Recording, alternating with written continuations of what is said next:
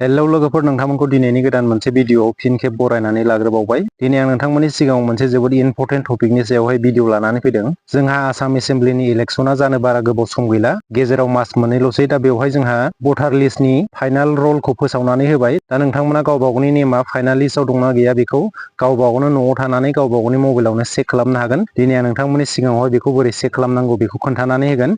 बेनिखायनो नोंथांमोना भिडिअखौ स्किप खालामाजासे जोबजासिम नायलांबानो जाबाय। भिडिअखौ जागायजेननायनि सिगां नोंथांमोननिसिम गुरै खावलायनाय, नोंथांमोना दासिमबो आंनि चेनेलखौ साबस्क्राइब खालामनानै लायाखैबा सिगाङावनो साबस्क्राइब खालामनानै लाग्रोदो। नोंथांमोना आंनि बे चेनेलाव अनलाइननि गासै आपडेटफोरखौ मोननो हागोन। थौदो बिदिब्ला दिनैनि भिडिअखौ जागायदिनि। दा नोंथांमोना गावबा गावनि मुंखौ भटार लिस्टआव दंना गैया बेखौ चेक खालामनो थाखाय सिगाङावनो जिखुनु मोनसे ब्राउजारखौ अपेन खालामबानो जाबाय। आं बेवहाय क्रम ब्राउजारखौ अपेन खालामनानै लाबाय। बेवहाय क्रम ब्राउजारखौ अपेन खालामनानै सार्च बाराव थुनानै नैबेवहाय भटार लिरनानै सार्च खालामबानो जाबाय। सार्च खालामखांनायनि उनावहाय नैयाव फार्स्टआवनो मोनसे अपसन दङना भटार, बेवहाय थुनानै होदो। बेवहाय थुना होनानै नोंथांमोना नैबे फार्स्टआवनो मोनसे अपसन नुदोंना डाउनलड इलेक्टरेल रल, दा बेवहाय थुनानै होदो।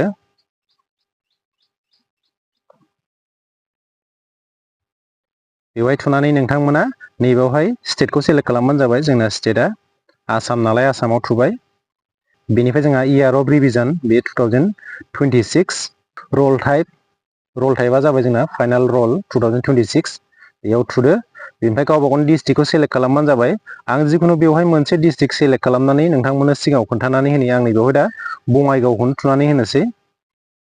बङाइगाव, ओमफ्राय नैबेयाव सेलेक्ट खालामबानो जाबाय।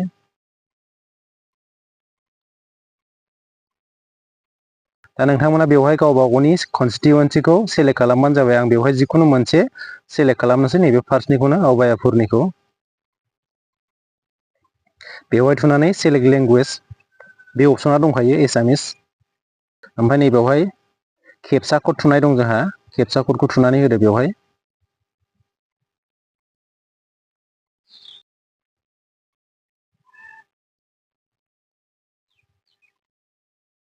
दा बेवहाय नोंथांमोना गावबा गावनि पुलिं स्टेसनखौ टिक मार्क होनानै होबानो जाबाय। आं बेवहाय जिखुनु मोनसे फार्स्टनि अपसनखौ थुनानै होनोसै। बेनि उनावहाय मा खालामदो, नैबे डाउनलड सेलेक्ट पिडिएफ बेवहाय थुनानै होदो। बेवहाय थुनानै होयोबानो नैबेवहाय आंना डाउनलड जाबाय। नैबाव नुबाय। दा जोंहा लेंगुवेजआ बेवहाय एसामिससो दै। नोंथांमोना एसामिसखौ सिनायाबा सोरबा एसामिस गोरोंखौ नायहोबानो जाबाय। नोंथांमोननि नामा बेवहाय दंना गैया। दा बेवहाय नायबानो जाबाय। आं जिखुनु नोंथांमोननो मिथिनायनि थाखाय मोनसे अपसनखौ थुनानै खोन्थाबाय। दा नोंथांमोनाबो बेबायदियैनो गावबा गावनि डिस्ट्रिक्ट, गावबा गावनि कनस्टिटुवेन्सि, गावबा गावनि पुलिं स्टेसननि अपसनखौ सेलेक्ट खालामनानै बेबायदियैनो गावबा गावनि नामा फाइनाल लिस्टआव दंना गैया बेखौ चेक खालामनो हागोन। दा दिनैनि भिडिअआ एसेनोसै। नोंथांमोना भिडिअखौ इनफरमेटिभ मोनदोंब्ला मोनसे लाइक खालामदो।